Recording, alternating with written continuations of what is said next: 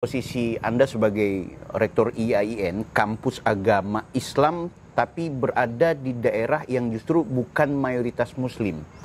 Boleh dapat informasi nggak soal suka dukanya bagaimana? Atau ada tantangan tersendiri? Apa yang sebagai seorang rektor khawatir terhadap generasi mahasiswa hari ini? Apa yang? Saya khawatir dengan mahasiswa yang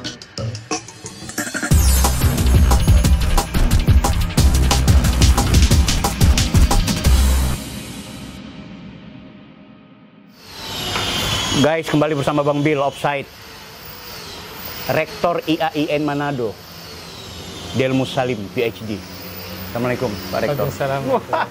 Aku lama nggak ketemu sama beliau ini. Padahal saya, ini memang offside sebenarnya. Tapi saya coba untuk lebih steril sama Pak Delmus Salim ini. Sebelum lebih jauh, saya mau kenal lebih jauh juga ke Pak Delmus. Anda ini orang apa sebenarnya? Ya, saya kelahiran Sumatera Barat. Sumatera Barat. Orang Awak yang di Sulawesi Utara. Awak itu arti? Orang Awak itu orang Padang. Orang Padang, gitu ya. Orang saya. Ya. Oh, oke. Ya. Kenapa sampai ke Manado? Ya, saya menyelesaikan pendidikan S1 di IAIN Jakarta waktu itu tahun 1997. Oke. Lalu ada penerimaan calon dosen yang dilatih di IAIN Jakarta. Setelah dilatih selama 6 bulan lebih, kita ditempatkan di berbagai sekolah tinggi STAIN di Indonesia. Saya salah satu dari 40 teman-teman pembibitan calon dosen waktu itu ditempatkan di STAIN Manado sejak 1999. Itu langsung jadi dosen setelah pelatihan dari waktu itu kita tamat S1, waktu itu S1 itu sudah bisa jadi dosen. Ya, dulu kan belum ada aturan nanti pasca. Setelah Undang-Undang Sisdiknas tahun 2003 baru mulai wajib S2. Siap. Saya mau minta maaf sama teman-teman kita, sengaja berada di luar, lebih natural. Ini sebenarnya beliau punya ruangan khusus di kampus, di gedung rektorat. Dan orang Manado bilang jangan taruh kira kalau ada ketok-ketokan. Kita di suasana kantin kampus IAIN. Guys, Pak Del, saya kemarin itu diskusi dengan salah seorang dosen Anda. Kita ngobrol soal kampus IAIN itu seperti apa dalam konteks relasi agama-agama, ya kan? Karena Kementerian Agama aku dapat informasi dan sebagaimana yang kita tahu ada kebijakan tentang moderasi beragama itu. Nah, saya dapat sedikit banyaknya penjelasan tentang apa sih moderasi beragama itu. Nah, Pak Rektor sebagai pemangku kebijakan di kampus, lebih spesifik moderasi agama ini apa? Ya, moderasi agama merupakan salah satu pemahaman beragama yang diharapkan bisa bersinergi dengan pemerintah dan berbagai kelompok di Indonesia. Kita tidak ingin pemahaman beragama itu dimaksudkan untuk sesuatu yang menimbulkan konflik. Jadi kita harus kontekstual dalam memahami agama, kita harus tidak mudah mengkafirkan kelompok lain, kita harus bisa berada di posisi tengah, tidak ekstrim kanan atau ekstrim kiri, gitu kira-kira. Jadi posisinya di tengah-tengah gitu. Wasatiyah. Nah, padahal saya mau gali juga soal posisi Anda sebagai Rektor IAIN, kampus agama Islam, tapi berada di daerah yang justru bukan mayoritas Muslim. Boleh dapat informasi nggak soal suka dukanya bagaimana? Atau ada tantangan tersendiri? Ya, saya ngomong yang suka aja ya. Yang duka nanti jadi catatan. Yang sukanya itu kita lebih tertantang berada di masyarakat Kota Majemuk. Karena itu kita moderasi beragama itu bukanlah kebijakan pemerintah pusat, tapi memang itu pilihan kita IAIN Manado lebih dulu. Lebih awal. Dan setahu saya kita pernah launching bareng kan? Iya, betul. Jadi IAIN Manado sebelum ada muncul konsep moderasi beragama, kita memilih kata multikultural. Kampus IAIN Manado, kampus multikultural. Kita memang bisa saja kita memperdebatkan multikultural itu seperti apa. Dalam konteks praktis kita mewajibkan atau memasukkan salah satu kurikulum mata kuliah studi multikultural bagi mahasiswa S1 seluruh program studi di IAIN Manado. Jadi setiap mahasiswa S1 IAIN Manado pasti pernah mendapatkan mata kuliah studi multikultural. Mata kuliah studi multikultural ini kita harapkan dapat memberikan pandangan yang lebih khusus kepada mahasiswa tentang bagaimana multikulturalisme sangat penting dalam konteks masyarakat majemuk. Kita berada baku birman dengan orang yang beda agama, kita teman kerja yang beda agama, alumni kita itu harus siap ya dengan masyarakat multikultural itu. Dan kita sebenarnya berharap ke depan lebih tinggi lagi harapan kita. Harapan kita alumni IAIN Manado itu bisa menjadi calon pemimpin di Manado ya. Nah, saya mau garis bawahi soal multikulturalisme ini misalnya. Pak Rektor, di IAIN ini berarti dengan konsep itu akhirnya memberikan kesempatan juga kepada mereka yang nalarnya ke kiri dan nalarnya ke kanan, atau Anda akan memberangus itu dengan konsepsi konsekuensi dari multikulturalisme kan berarti kelompok yang kiri dan kanan pun harus diberikan ruang, atau menurut Anda gimana? Ya, kita kan kampus negeri ya. Kampus negeri kalau dalam bahasa kementerian itu Satker, satuan kerja yang harus mempedomi aturan nasional ya. Rektor itu diatur oleh Dirjen Pendis misalnya. Di atasnya ada Sekjen, ada Menteri Agama. Jadi kita memberikan kebijakan-kebijakan itu sesuai dengan aturan Kementerian Agama, peraturan-peraturan yang secara nasional harus kita ikuti. Jadi tidak bisa seperti kampus yang swasta yang bisa saja punya kewenangan yang umum terhadap kebijakan tertentu yang berbeda. Jadi berarti boleh kelompok-kelompok yang garis keras ada di kampus IAIN? Saya kira tergantung definisi garis keras. Katanya semua orang beragama itu harus keras. Kalau tidak keras dalam beragama berarti identitasnya lemah. Ya, tentu yang berkaitan dengan mereka ya bisa saja kelompok-kelompok yang punya cara berpikir saya nggak mau bilang sempit, tapi mereka punya potensi yang akhirnya membuat ya itu yang tadi Anda bilang soal jangan sampai kita kafir mengkafirkan. Nah, ini kan kelompok ini pasti ada juga gitu. Di kampus ini ada terdeteksi. Ya, saya kira saat ini mudah mendeteksi orang dari media sosial dan seterusnya. Tapi tindakan kita itu tidak juga melabeli secara otomatis. Jika ada hal-hal yang terindikasi seperti itu, ya kita persuasif lah. Kita coba dekati. Apakah kemudian itu juga kental sebagai identitasnya seperti itu, ya kita harapkan tergantung respon dia setelah itu. Kita berharap radikal dalam pengertian yang membuat konflik itu tidak baik lah, apalagi tidak ini, tepat apalagi ini kampus berada di lingkungan yang bukan didominasi Muslim gitu Pak Delmus ya. Apa kerjasama kampus IAIN untuk kemudian mengkampanyekan kepada publik bahwa kampus ini bisa dijaga, bisa dikawal, dan bisa dipercaya oleh kalangan-kalangan yang jujur banyak tuduhan kepada Muslim atau Islam sebagai sebuah agama yang konon agama ini mengerikan. Nah, kampus IAIN mengklarifikasinya bagaimana? Iya, sebenarnya kita butuh proses ya. Butuh proses, kita perlahan-lahan bisa memperlihatkan bahwa IAIN Manado dengan kewenangan rektor yang terbatas misalnya, kita sudah mulai menerima tenaga kebersihan yang dari non-muslim. Kampus ini menerima tenaga pekerjanya yang bukan dari muslim. Kita juga sebenarnya waktu itu membuka peluang juga tenaga keamanan tapi saya dapat laporan itu tidak ada yang mendaftar karena bisa saja ketika momen-momen perayaan Hari Idul Fitri atau keberadaan Islam itu bisa mereka yang diaktifkan seperti terjadi di perusahaan-perusahaan lain di Sulawesi Utara Tapi kita juga sudah menerima mahasiswa pasca sarjana non-muslim. Non-muslim yang pasca sarjana. Iya, betul. Kalau tenaga pengajar memang nggak bisa? Tenaga pengajar kita saat ini kan ditentukan oleh pusat ya. Gitu. Menpan RB ya. Kita hanya memfasilitasi. Jadi sejak 2 tahun belakangan ini yang penerimaan dosen itu kontrol penilaian terakhir itu ada di Menpan RB. Jadi kita mewawancarai mereka. Ada kemarin beberapa calon non muslim tapi pada akhirnya nilai akhir itu ditentukan oleh pusat ya. Gitu. Tapi bukan berarti tidak diberikan bukan berarti dilarang atau tertutup tidak. Saya kira sama seperti di IAKN saya dengar ada pustakawan yang muslim di sana. Jadi kalau kemarin juga ada pusat meloloskan di IAIN Manado yang non-muslim, saya kira karena kewenangannya ada di pusat, saya kira kita harus terima juga. Ini kan akan ada penerimaan, saya dengar informasi penerimaan dosen. Ya, kita menerima dosen non-PNS, tapi sesuai dengan prodi yang dibutuhkan. Gitu. Dan berkaitan dengan mata kuliah-mata kuliah tertentu atau gimana? Betul. Saat ini ada beberapa prodi yang spesialisasi dosen di prodi itu belum ada yang kekhasan keahlian di prodi tersebut. Kita lebih fokus ke situ. Seperti manajemen dakwah yang Anda tinggalkan. Kalau balik lagi bisa ya?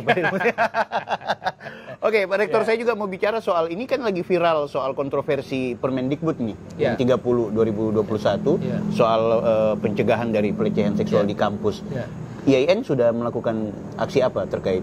Ya, kita kan sudah dapat surat edaran untuk menindaklanjuti itu dan memang kita akan menindaklanjuti sesuai dengan edaran Kementerian Agama juga. Ya. Jadi kita harus melihat IAIN Manado itu berada di dua pimpinan ya, kita kelembagaan ya, kita mendengarkan instruksi Kementerian Pendidikan dan Kebudayaan, perguruan tinggi, tapi juga kita mendengarkan instruksi arahan dari Kementerian Agama, ya, terutama di Dirjen. Nah, kita akan mempelajari jangan sampai ada kebijakan-kebijakan yang harus kita berani bertingkat seperti itu.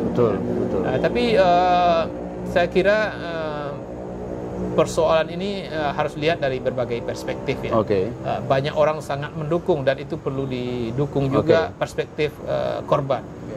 Yang pasal 5 ayat 2 huruf L dan M itu, Pak Delmus, soal yang jadi kontroversi tentang menyentuh, mengusap, meraba tanpa persetujuan korban. Nah, ini banyak teman-teman yang menganggap ini redaksi bias sekali gitu. Seolah-olah kalau disetujui berarti boleh, berarti akan terjadi pelecehan nanti di kampus. Bagaimana? Ya, aturannya itu kan melindungi korban. Korban itu artinya orang yang melakukan kegiatan seksual tanpa persetujuan yang bersangkutan. Ya, tapi sekali lagi ini perspektif yang satu perspektif di mana kita melindungi korban. Jangan sampai ada kegiatan seksual tanpa persetujuan korban yang itu yang tapi tentu saja kalau kita melihat dari perspektif lain, undang-undang ini, Permendikbud ini fokus ke satu sisi yang sangat penting sekali lagi itu karena selama ini korban kurang jadi perhatian. Iya, karena orang akan menilai kalau kemudian begini polanya atau redaksinya seolah-olah ini menjadi legitimasi untuk silahkan melakukan hubungan itu selama suka sama suka di kampus. Iya, jadi artinya gini, sebagai rektor Anda nggak khawatir akan ada peristiwa seperti itu kan? Tidak boleh kalau ada korban, tapi boleh, seolah-olah boleh gitu. Ya, saya tentu saja khawatir karena bagaimana kalau seandainya dosen itu malah yang jadi korban. Permendikbud ini melarang orang ada korban, tapi persoalannya juga yang terjadi adalah seolah-olah ya silakan selama itu diizinkan gitu. Nah, itu yang dikhawatirkan kebanyakan orang. Iya, tapi sekali lagi Permendikbud ini fokus dalam perspektif korban yang jarang jadi perhatian banyak orang. Jadi perlu dukungan lah. Jadi selama ini banyak kasus-kasus pelaporan yang tidak bisa ditindaklanjuti karena peraturan yang mendukung itu di tingkat perguruan tinggi kurang kuat ya. Dan Permendikbud 30 itu menutupi atau membuat dasar bagi korban pelaku kekerasan seksual atau pelecehan seksual di perguruan tinggi untuk bisa melaporkan sehingga dapat penguatan hukum. Nah, adapun persoalan yang lain yang misalnya orang melakukan bersetubuh karena berdasarkan itu, yang penting kan kita suka sama suka gitu. Ya, itu bisa dua pertimbangan untuk persoalan itu. Apakah perlu dilahirkan Permendikbud yang lain soal perzinahan misalnya. Jadi kenapa Permendikbud hanya fokus kepada pelaku atau korban kekerasan seksual atau pelecehan seksual, kenapa tidak kepada perzinahan? Bukankah perzinahan itu juga membuat orang mengganggu tujuan pendidikannya? Ini kan alasan dari istilahnya munculnya Permendikbud 30 itu adalah karena pelecehan seksual membatasi orang, mengganggu orang untuk menyelesaikan pendidikannya. Dan menurut banyak pihak juga itu kan perzinahan juga melakukan mengganggu penyelesaian perkuliahan seseorang. Jadi ada baiknya juga bisa saja satu solusi yang lain adalah menciptakan Permendikbud baru tentang perdinas yang sampai menghasilkan mengganggu. Atau tidak perlu, kan kita juga punya undang-undang atau aturan-aturan tertentu yang berkaitan dengan pelarangan melakukan tindakan perzinahan kan? Ya, makanya sekali lagi Permendikbud 30 itu sangat penting dalam perspektif korban. Bukan kritik-kritik yang lain. Dalam kritik-kritik lain itu bisa dijawab dengan persoalan lain. Nah, namun tentu saja kita harus melihat dari berbagai sisi. Kita melihat Mas Nadiem ini kan juga dikritik dalam persoalan yang lain. Jadi ini kontekstual, termasuk memahami soal peraturan Menteri nomor 30 2021 itu, bahwa korbannya lah yang kemudian harus dilindungi. Nah, sekarang kampus IAIN mau dibawa kemana ini di masa kepemimpinan Pak Delmus? Tentang kasus tadi entah atau yang dari lain? dalam konteks moderasi beragama sampai dengan posisi kebijakan Kementerian Pendidikan. Sebenarnya kewenangan rektor itu tidaklah seluas atau yang saya pahami tidaklah seluas yang bisa dipahami sebelum-sebelumnya. Oke. Tapi dalam arah kebijakan saya itu kita mengharapkan ya, dengan bantuan teman-teman yang lain. Itu yang pertama yang dari awal saya sampaikan ketika saya sudah lantik, itu adalah good university governance. Good university governance itu artinya selama masa IN ya kita bicarakan dengan banyak orang lah. Kita tidak tertutup dengan membacakan banyak hal selama membantu, tapi bukan untuk mengganggu ya. Kalau kita libatkan tapi dia mengganggu, ya ngapain lagi dilibatkan. Kita juga katakanlah keuangan kita harus lebih terbuka. Artinya kita ingin sekali lagi jelas lah ini bagaimana keterlibatan lebih banyak pihak itu dalam kebijakan keuangan yang tentu saya tidak mudah dilakukan ya, tapi saya terbuka saja setiap orang yang datang kepada saya untuk menjelaskan banyak kebijakan, informasi kebijakan ataupun termasuk keuangan, saya dengan senang hati menerima untuk bisa bersama-sama membahas itu. Dan di samping sebenarnya good university governance, termasuk yang penting itu adalah profesionalisme. Kita ingin setiap orang di jabatannya itu fokus kepada jabatannya, tidak ke jabatan orang lain atau kewenangan yang lain, dan itu memang sekali lagi tidak mudah dilaksanakan karena budaya yang berbeda. Kita pengen juga ya, sebenarnya saya berharap itu dosen itu profesional mengajar ya, bukan mengurusi yang lain waktunya lebih banyak yang lain, tapi pada kenyataannya ternyata masih ada yang tidak. Begitu juga dosen punya banyak aktivitas selain mengajar. Selain mengajar, jadi hal-hal yang lain. Tapi itulah yang saya sampaikan, kewenangan pimpinan itu ternyata hanya sampai memberikan arahan, itu bisa ditindaklanjuti, bisa tidak. Jadi, tapi pada intinya saya berharap akreditasi prodi-prodi dan lembaga itu dari tahun ke tahun membaik. Akreditasi membaik itu artinya mutu-mutunya mudah lebih berkembang ke arah yang lebih baik. Misalnya bagaimana dosennya berada di bidang spesialisasi bidangnya, setiap prodinya, lalu kemudian pengajarannya bisa lebih efektif sesuai dengan waktu mengajar, dan mahasiswa juga lulusan alumni itu keluar selesai dengan pada masanya. Sejak 2 tahun belakangan kan kita wisuda 2 kali dalam setahun itu 2 kali. Dan itu sangat membantu mahasiswa.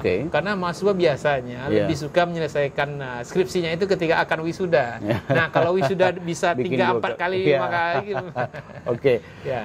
Pak Delmus, sebelum kita akhiri, kampus ini kampus yang begitu terbuka.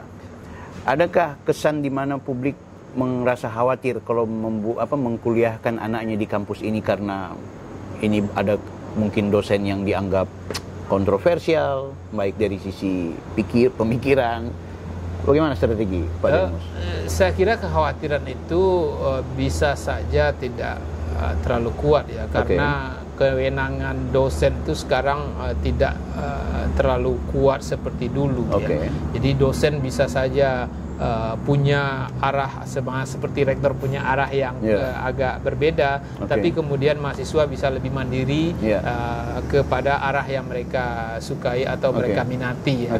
Jadi dan dosen juga beragam, sama seperti mahasiswa beragam. Ada mahasiswa yang suka dosen tipe tertentu, ada juga mahasiswa suka tipe yang berbeda. Sebaliknya, Pak Delmus sendiri mengkhawatirkan mahasiswa yang seperti apa? Apa yang sebagai seorang rektor khawatir terhadap generasi mahasiswa hari ini? Apa yang saya khawatir dengan mahasiswa yang tidak punya target ke depan.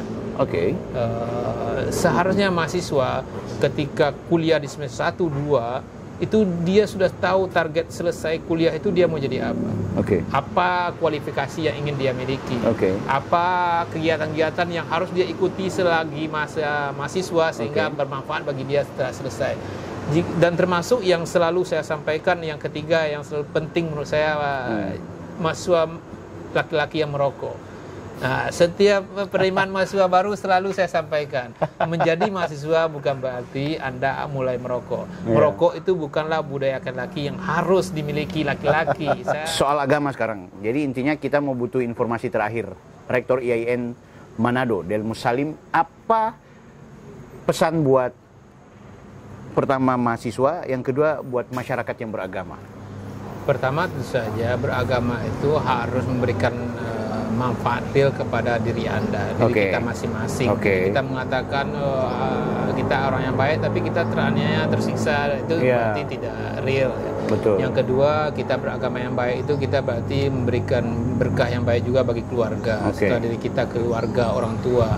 Jadi bagaimana mungkin kita mengatakan kita ibadahnya bagus tapi kemudian istri, orang tua kita lupakan.